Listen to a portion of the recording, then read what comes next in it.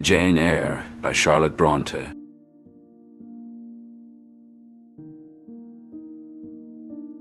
A New Beginning. A New Beginning. Jane Eyre, a tall, fair, and shapely girl with brown eyes and a benignant light in their irids, sat alone in the nursery on a chilly afternoon. Her fine penciling of long lashes framed her eyes, and her dark brown hair was clustered in round curls.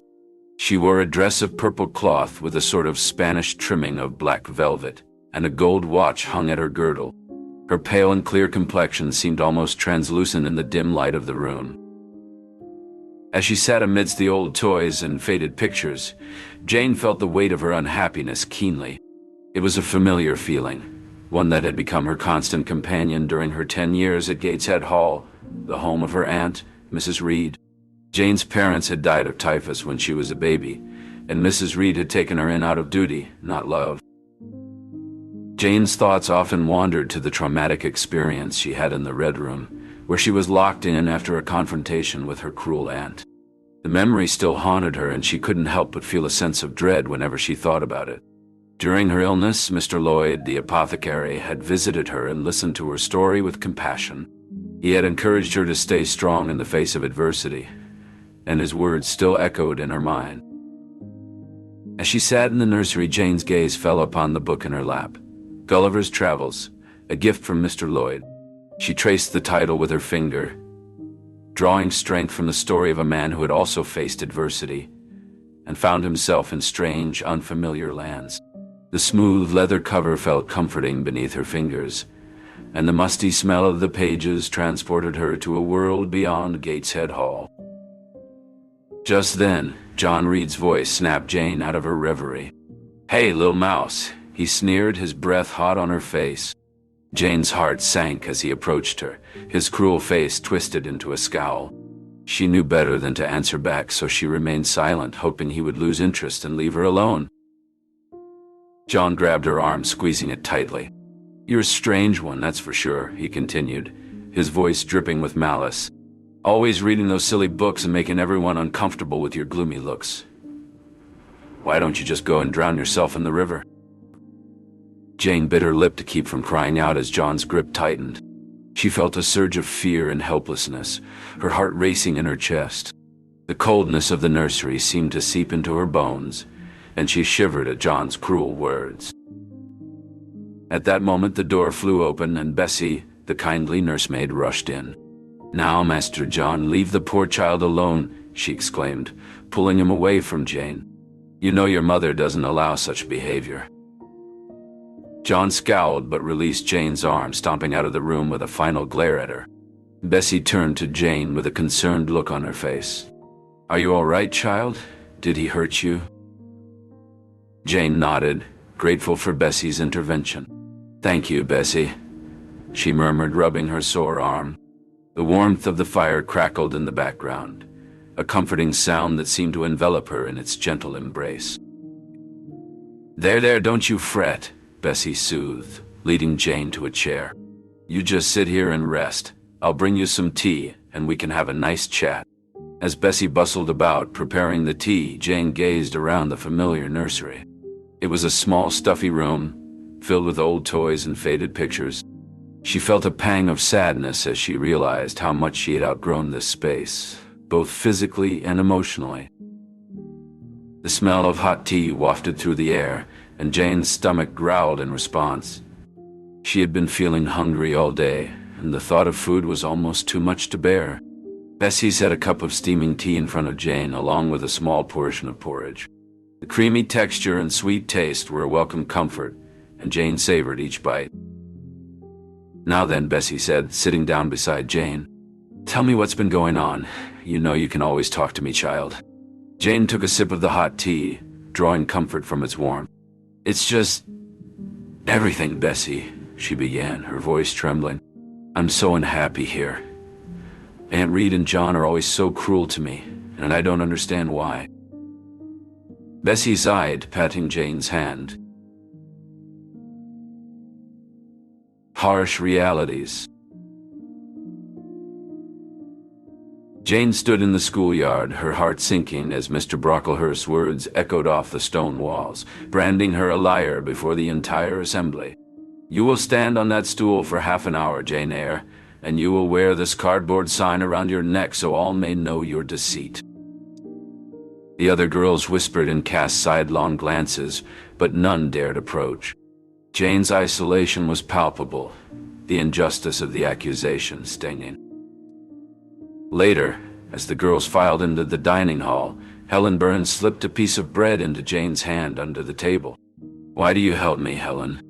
Jane asked in a hushed tone.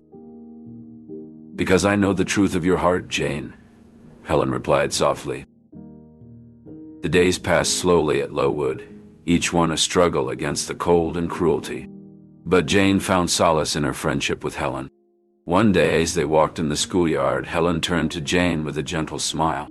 "Jane, remember that we are not defined by the cruelty of others. We are defined by how we respond to it. We can choose to let it break us, or we can rise above it." Jane nodded, taking Helen's words to heart. She knew that she had a choice to make: to let Mr. Brocklehurst's cruelty consume her, or to rise above it and find her own strength. With Helen by her side, she felt empowered to make that choice. As she looked at Helen, Jane knew that she was not alone, and that there were still people in this world who cared. With this thought, she felt a sense of determination rise within her, a sense that she would not let the harsh realities of Lowood define her. She would rise above them, just as Helen had taught her. Seeking change. As I packed my small trunk, a mix of emotions swirled within me. I was leaving Lowood, the place that had been my home for 8 years, to start a new chapter in my life. I felt a pang of loss and longing for the familiar routine and friends I had made, but at the same time I yearned for change, liberty, and new experiences. "Bessie, I'll miss you," I said, as my old nurse helped me with my packing. "I'll miss you too, Jane," Bessie replied, her eyes moistening. "But you're growing up, and it's time for you to spread your wings." I nodded, trying to hold back tears. I knew she was right. I had to take this step towards independence and self-discovery.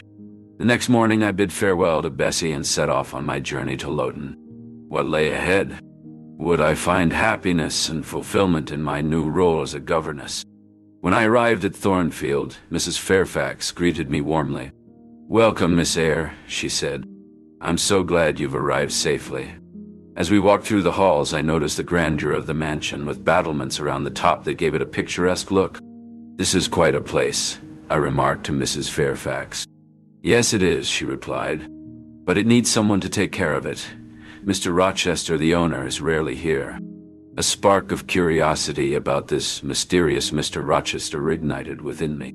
Who was he? Why was he rarely at Thornfield?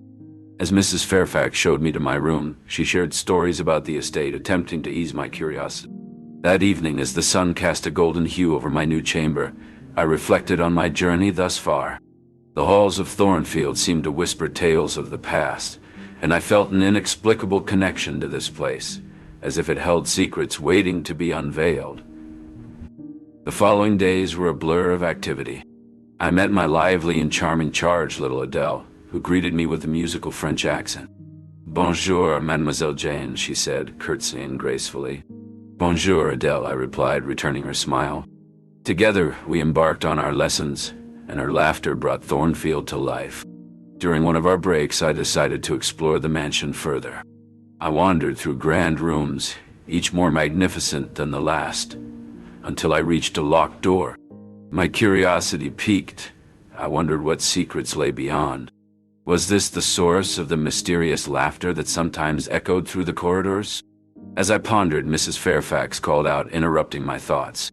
"Miss Eyre, it's time for tea," she said, her voice echoing up the staircase.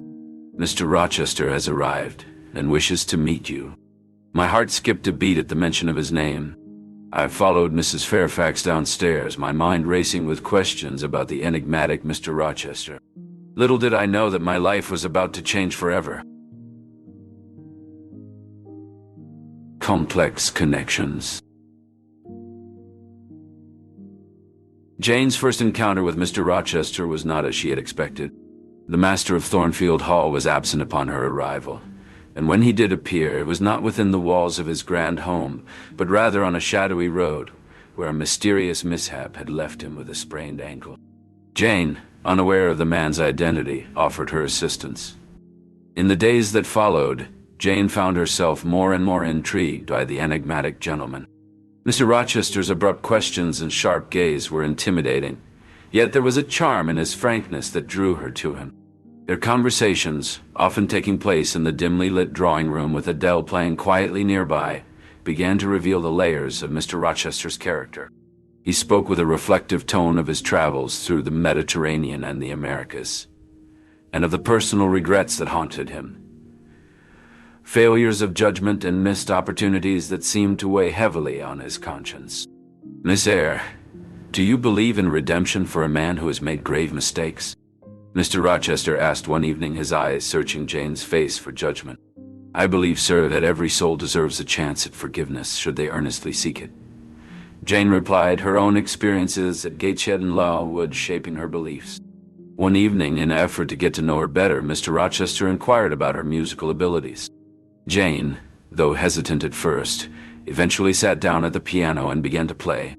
Her fingers hesitantly found their way across the keys, and as she lost herself in the melody, Mr. Rochester watched, captivated by her passion. As the days turned into weeks, Jane and Mr. Rochester's conversations delved into the world of literature, particularly the works of the Bronte sisters. Their shared appreciation for the written word created an unexpected bond between them. It was on one such afternoon, as they strolled through the lush gardens of Thornfield Hall, that Mr. Rochester turned to Jane with a softened expression. "Miss Eyre, I find myself drawn to your company. Your presence brings a sense of tranquility to my otherwise turbulent life." Jane, taken aback by his confession, could only whisper in response, "I am glad to be of service, sir." As they walked back to the manor hand in hand, with Adele skipping alongside them, Jane's curiosity about Mr. Rochester intensified. She longed to understand the man behind the enigmatic facade, to uncover the secrets hidden within his troubled soul. Testing loyalties. The grand hall of Thornfield was abuzz with anticipation as the servants scurried to prepare for the evening's entertainment. Jane Eyre watched with a mixture of curiosity and trepidation. Mr. Rochester had announced a game of charades, and the entire household was invited to participate. As the game commenced, Mr. Rochester took center stage, his presence commanding the room. Jane observed him closely, noting the way his eyes searched the crowd, always returning to rest on her. She felt a flutter in her stomach, unsure of what to make of his attention. "Miss Eyre, will you join me in the next round?" Mr. Rochester called out, his voice breaking through her thoughts. Jane hesitated, but then nodded, stepping forward. The scene they were to act out was one of a gallant knight and a damsel in distress. Jane played her part, but her eyes were drawn to Mr. Rochester's. There was something more behind this performance, a test of sorts. She could feel it. As the act concluded, Mr. Rochester whispered, "Did I play my part well, Jane, or was I too much the rogue?" "You were just as you are, sir," Jane replied, her voice steady despite the pounding of her heart. The evening took a mysterious turn with the arrival of a gypsy fortune-teller, who one by one read the fortunes of the Thornfield residents. Jane watched as the gypsy, draped in colorful scarves, beckoned her forward. Her heart raced as she sat down across from the veiled figure. "Your hand, child," the gypsy said in a raspy voice. Jane extended her hand, and the gypsy traced the lines with a bony finger. "You are a passionate soul, aren't you? But within you there's a struggle, a loyalty being tested." Jane's eyes widened. How could this stranger know of her inner turmoil? The gypsy leaned closer, her eyes piercing through the veil. "The man you care for is not free, and yet he desires your affection." Jane felt a chill run down her spine. The gypsy's words echoed her own fears and doubts. "You must make a choice, young one," the gypsy continued. "Will you follow your heart or your conscience?" Jane withdrew her hand and stood up. "I will follow what is right," she declared, her voice firm. As the night drew to a close, Jane found Mr. Rochester alone by the fireplace. His gaze was intense, filled with questions. "Jane, you've been distant tonight. Is something troubling you?" he asked, his voice soft. Jane took a deep breath. "Mr. Rochester, I cannot ignore the truth any longer. Bertha Mason, your wife..." Moral fortitude. Jane Eyre, having departed from Thornfield, found herself amidst new challenges. Her journey led her to the Rivers family, who welcomed her into their home. There, she shared her past and received a teaching position, marking a new chapter in her life. One evening, St. John revealed that Jane had inherited a fortune from a late uncle, granting her independence and the means to shape her future. With this, Jane continued her journey, supported by the Rivers, ready to embrace the adventures that awaited her. Choices and consequences. Jane's firm refusal of St. John's proposal and her decision to return to Mr. Rochester demonstrate her commitment to personal integrity and love. Despite St. John's insistence and the practicality of his offer, Jane prioritizes her own happiness and emotional fulfillment. Her choice leads her to use her inheritance to establish independence, and upon reuniting with Mr. Rochester, they begin a partnership of equals. This resolution of Jane's story highlights the themes of self-determination, love, and equality. Triumph of love. Jane's heart was heavy as she stood before the ruins of Thornfield, but her thoughts were on Mr. Rochester. After a year's separation, she found him in a modest cottage, his sight lost, but his spirit still reaching out for her. "Jane, you are my light, my hope," he said, his voice filled with a longing that time had not eroded. "I am here, Edward," Jane replied, her voice a soft anchor in the quiet room. Their reunion was a bittersweet tapestry of shared memories and unspoken understanding. They spoke not of the past tragedies, but of the future they would build together. "You are my beacon, Jane," Rochester confessed as they sat together, his hand finding hers in the dim light. "Your love is the light in my darkness." "And I am grateful for your trust, Edward," Jane responded, her words a testament to the depth of their bond. Their marriage was a simple ceremony, a quiet exchange of vows that echoed the strength and equality of their union. As they began their new life, the shadows of Thornfield's past gave way to the promise of a shared future, built on the foundation of love and mutual respect. Their commitment to each other, a bond forged through adversity, was their greatest triumph.